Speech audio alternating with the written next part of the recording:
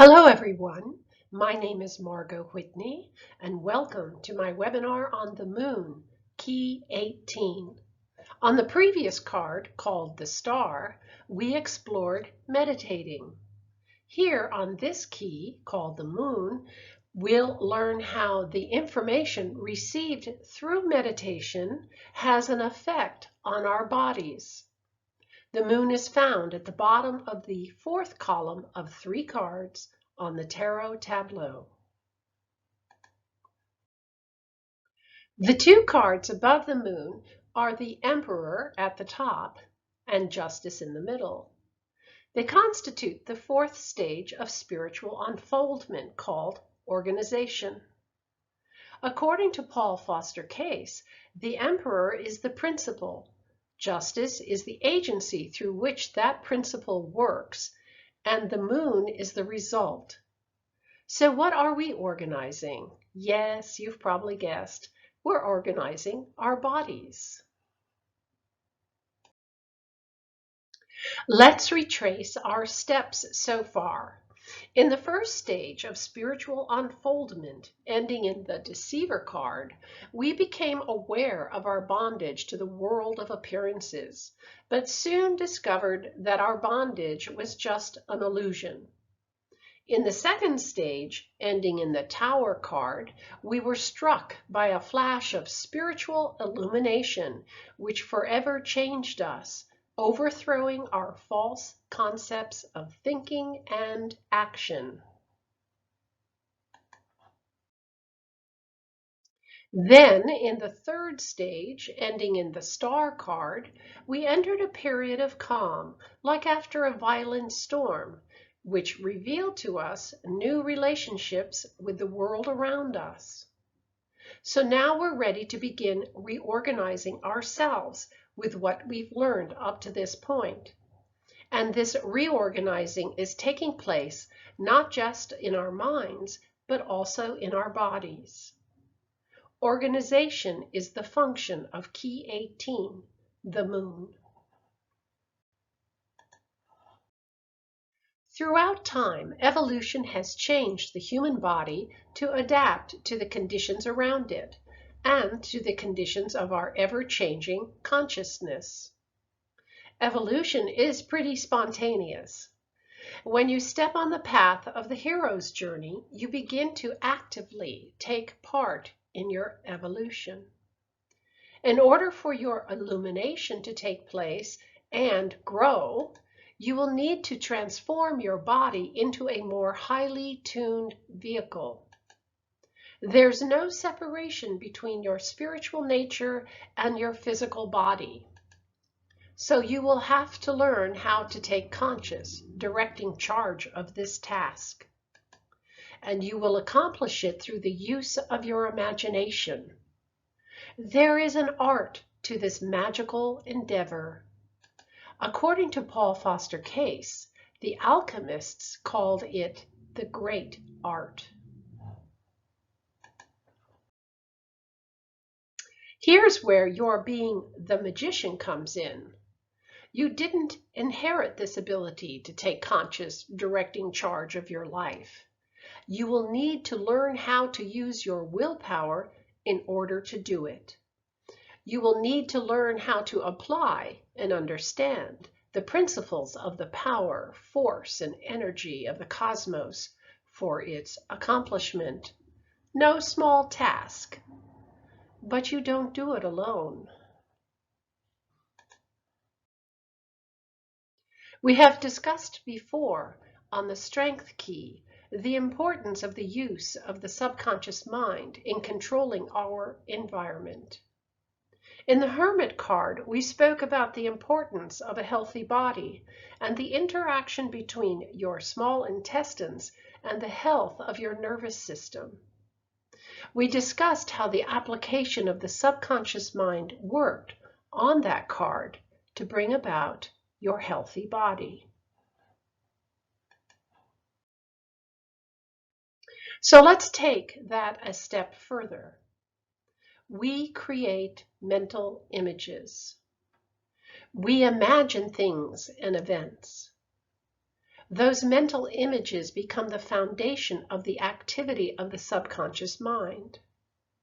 We saw on the Empress card what can happen when the subconscious mind reciprocates or returns to us our creations back into our lives. The warning is, be careful what you think. The Empress will give back to you what you think about and focus on or project onto others in a multiple of creations directed at you. If it's a good thing, yay! If not, start running for your life.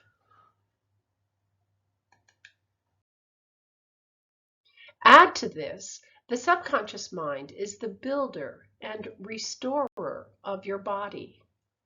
In other words, it controls all the functions of your body.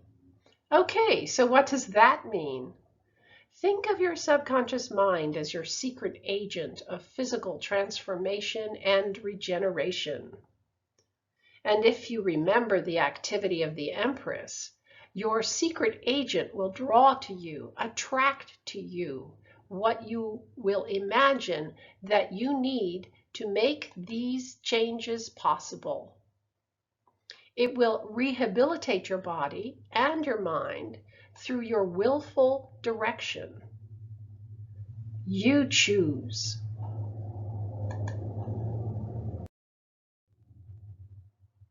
Let's look at talented business people, athletes, and musicians. Here are people who have spent hours and hours practicing and studying their chosen endeavors. Over the years, their bodies and minds have changed in order to accommodate their chosen field and the information they've acquired. Originally, possibly as children, they imagined a life in a particular field.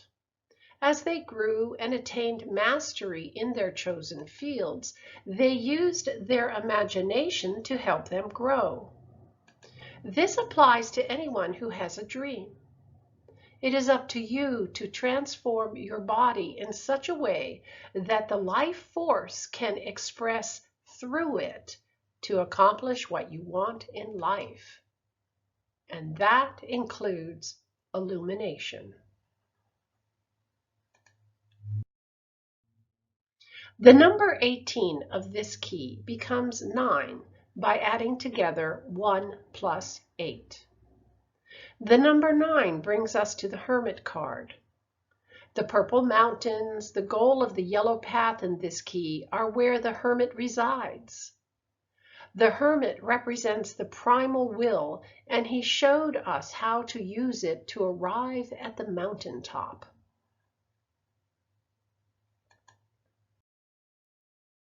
Let's also look at keys 8 and 1. Key 8, strength, expresses the law of suggestion. Key 1, the magician, expresses directing, focused attention.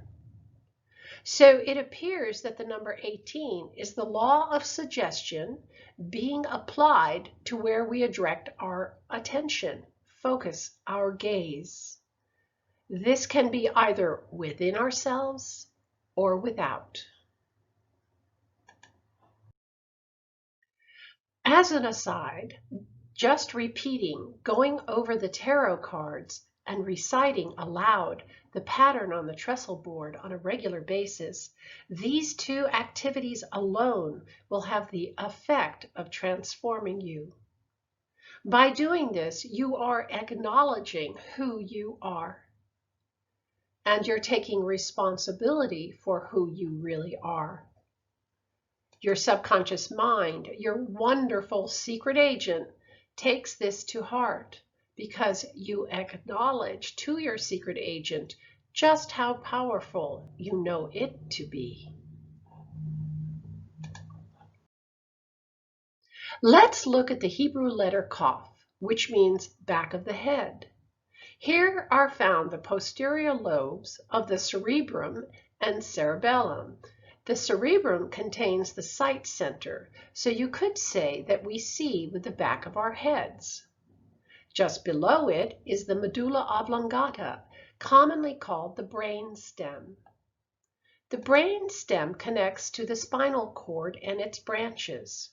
So here we see that the medulla oblongata connects the brain with all of its sense centers to the subordinate centers located in the body.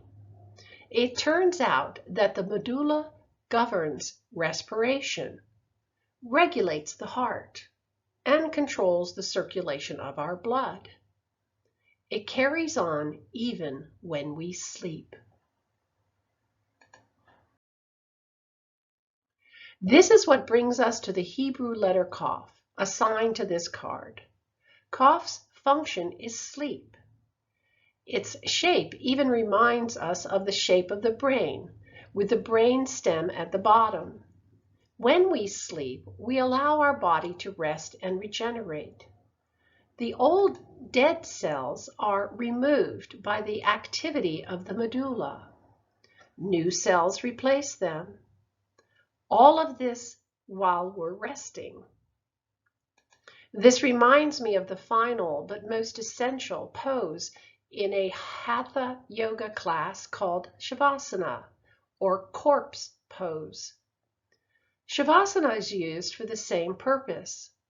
The body rests and absorbs the class, allowing the body to become structurally changed. You want to still your mind while in Shavasana. Let your secret agent do its job. While we sleep, we dream. All that has gone on during the day is digested and assimilated by the subconscious mind while we are still. While our entire body is removing old cells, it is also being influenced and changed by our thoughts from the day.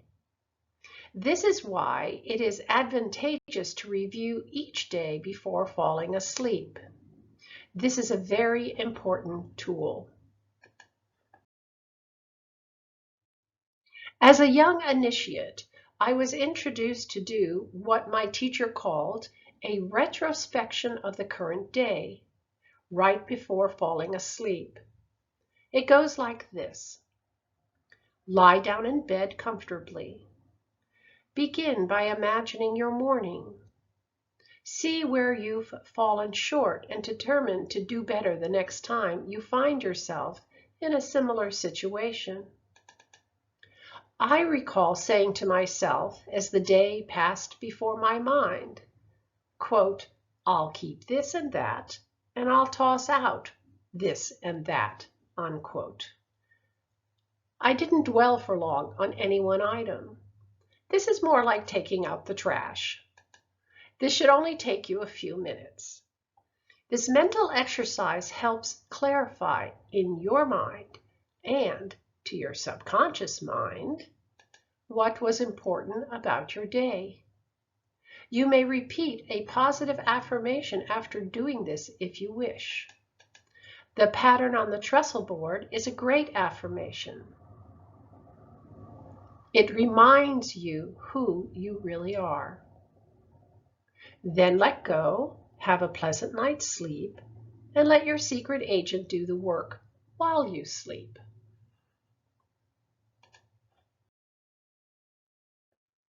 The ruling sign of this key is Pisces. Pisces is ruled by Jupiter, the planet of the Wheel of Fortune, which expresses the law of rotation.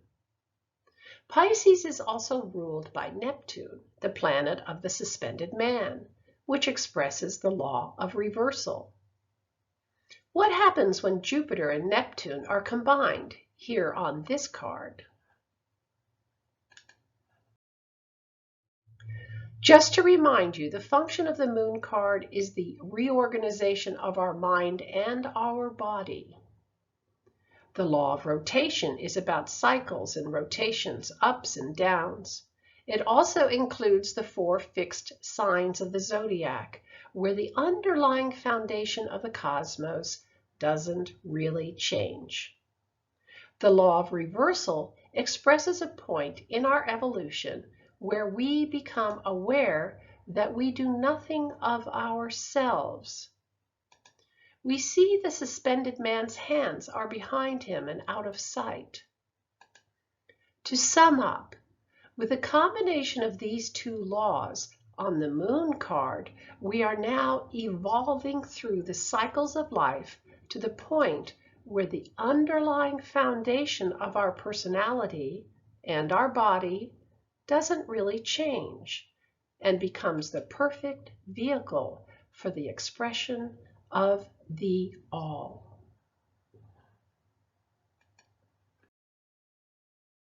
Let's go further with the sign Pisces. Look at the narrow yellow path winding up through the center of the card. First, yellow indicates the superconscious plane of mental activity, so it's the path. Next, on our physical body, Pisces rules our feet. So this again is a reference to the path you're on now.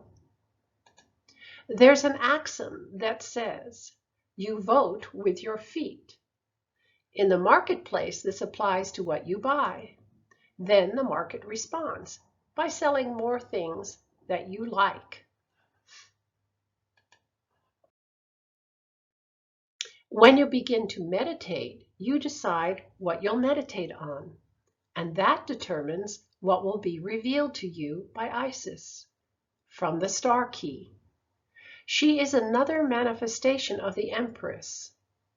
The Empress is ruled by the planet Venus. Venus is exalted in Pisces.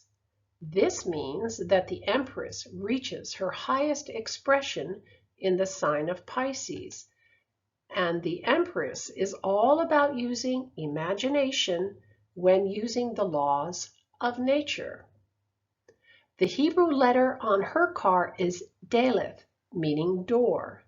That makes the Empress, and thus imagination, the door of manifestation.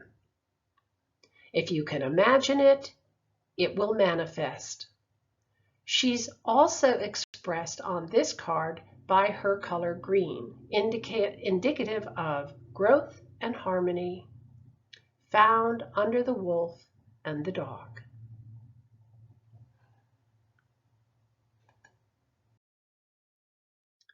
The moon also reminds us of the high priestess. Her authority, her crown, are the three different phases of the moon: waxing, waning, and full. The high priestess is all about understanding the laws of nature through using memory, duplication, reflection, and the subconscious mind. The moon reflects the light of the sun. This reflection is a returning of the sun's energy back to itself. This means that the yellow path displayed on this card, the moon, is the path of return. As such, we should take a good look at what is being expressed here for our own edification as we move along the path.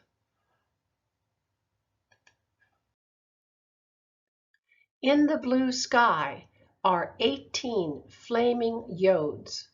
They appear to be drops of light falling from the moon. Because they are touched with red, they also appear to be blood drops. In addition, the number 18 is the value of the Hebrew word chai. Chet and yod form the word chai, meaning alive or living. So here we have raining down on earth the life force from above. Remember, in Kabbalah, above always means within. So they're coming from within you into physical existence. They are suspended in a blue sky, the color of the subconscious mind and the high priestess, and all that she represents. The reference to blood takes us back to the realm of the management by the subconscious mind of the human body. All of the nourishment of the cells of the human body comes via our blood. Your entire body's transformation will arrive the same way.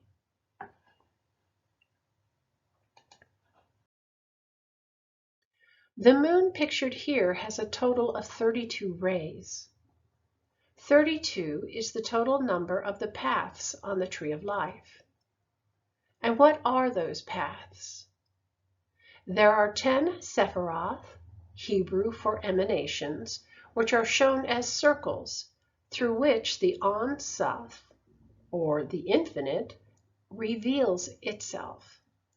The Ein Sof creates both the physical realm and the 22 paths between them. The 22 paths are the tarot keys.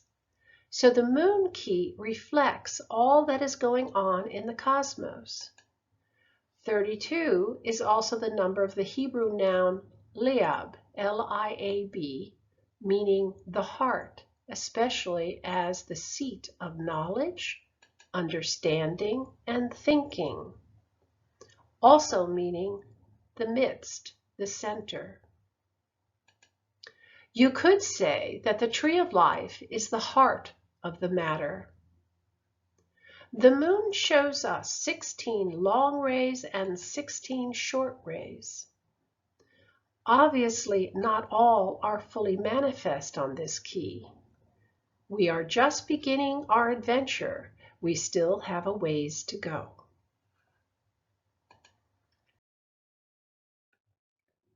The pool of water is the same as that in Temperance and the star.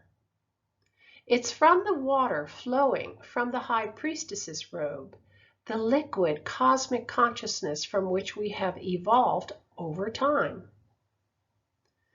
In the moon card, we find ourselves moving out onto dry land. This reminds me of the mathematician Pythagoras and the triangle later named after him, the Pythagorean triangle. Let's explore the background of this triangle so that you can understand why this is of interest to our evolution and how it's expressed on this card. That triangle was first known about in ancient Babylon and Egypt about 1900 before Common Era, BC, and was foundational in building the Great Pyramids. Pythagoras left his Greek island of Samos for Egypt in about 535 BC. He left in order to study with the priests of the Egyptian temples, where he was taught their secrets. One side of the triangle is a measurement of 3. The other two measure 4 and 5. The one we're looking at has a 90-degree right angle. Paul Foster Case goes into great detail about this Pythagorean triangle in his The True and Invisible Rosicrucian Order book. Briefly, the side that is 3 is Osiris, the 4 is Isis, and the 5 is Horus, their son. It is a story of love about the gods, Osiris and Isis, and their son, Horus. It is also the story about our Creator manifesting its love to its creation, which is us. The story begins at the pinnacle where 3 and 5 meet, moves down the side of 3, across the side of 4 at the bottom, and then back up side 5 to the pinnacle. The 3 is divided into sections which symbolize alchemical mercury, sulfur, and salt. The 4 sections are fire, water, air, and earth. The 5 sections, starting at the bottom right, are mineral, vegetable, animal, and man, and at the pinnacle as Superman or enlightened man. When the story is fully understood, alchemists consider it a summary of the great work.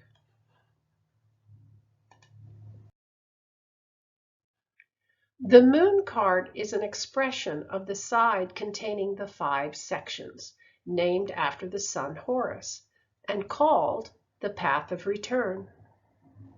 On this key, the pool of consciousness, which flows from the high priestess, is surrounded by rocks and minerals, which are the inorganic elements. Next, there's small plants, which are the organic elements. The crayfish climbing from the pool is a symbol of the early stages of consciousness and resemble a scorpion. It is the powerful force of regeneration, symbolized by the zodiacal sign Scorpio, which finally raises us up and out of the water into self-consciousness.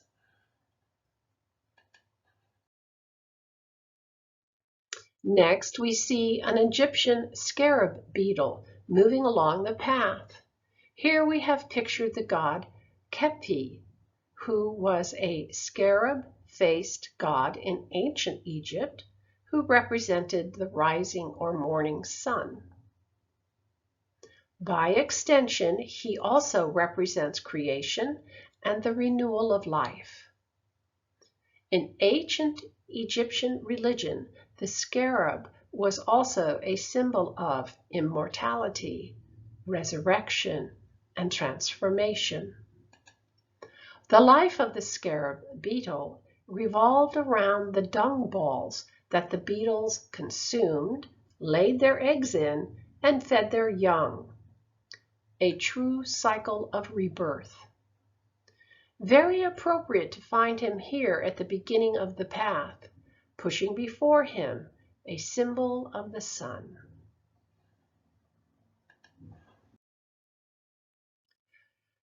The dog and wolf are both from the canine family. The wild wolf is dangerous and threatening to man, whereas the dog has been created by man from the wolf through skill and breeding.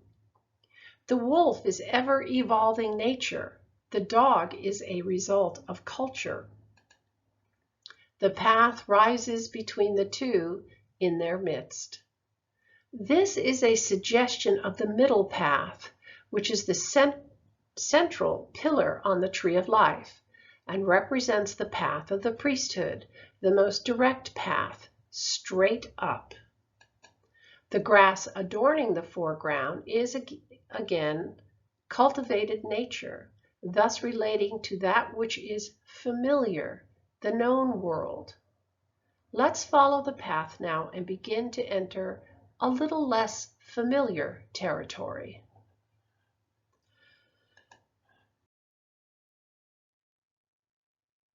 The path has many ups and downs, reminiscent of Jupiter, the planet of the Wheel of Fortune with its cycles and revolutions.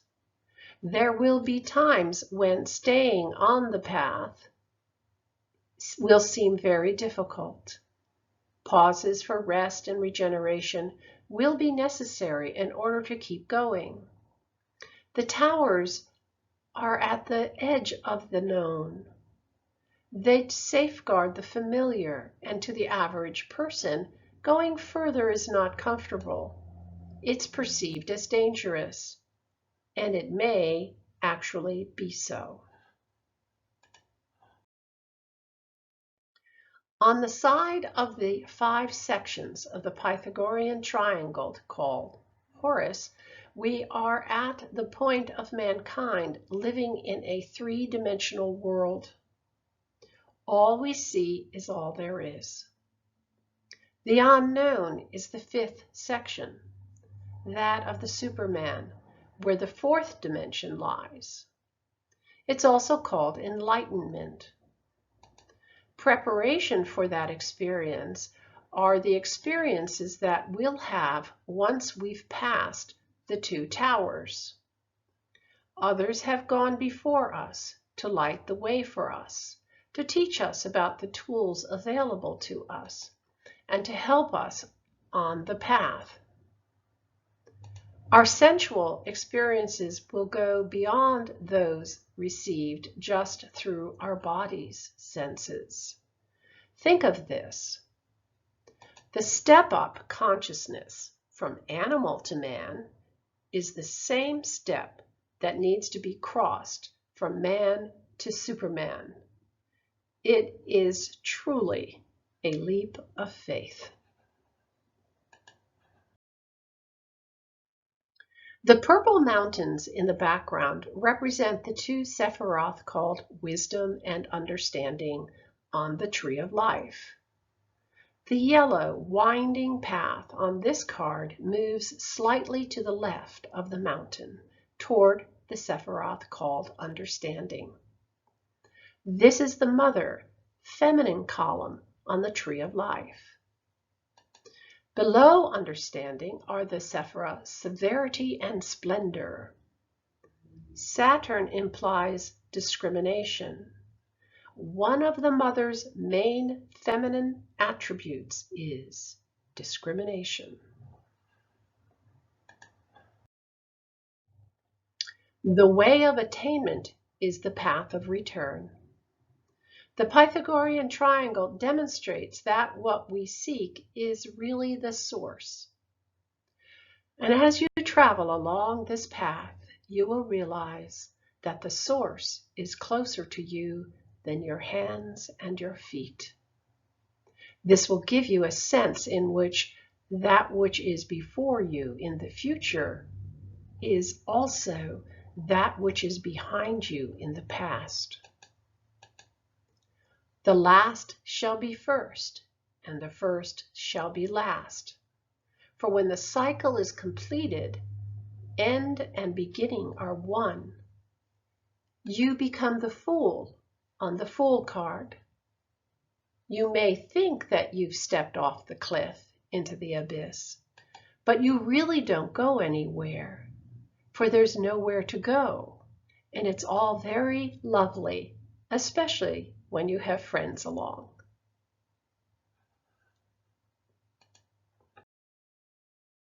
At this point, I would suggest getting to know and consciously direct your secret agent. Begin to use your new tool called retrospection. Remember the Pythagorean triangle. Slowly but surely, what you think is in the realm of the unknown will become all so clear. Just take one step at a time. Have a safe and pleasant journey. If you have any questions or comments, I would love to hear them. You are also welcome to visit my website called gates-of-light.com, Traveling Through the Tarot. You will find information there about symbols, planets, zodiac signs, and colors. It also has a few meditation and concentration exercises that you may like. Thank you very much for listening.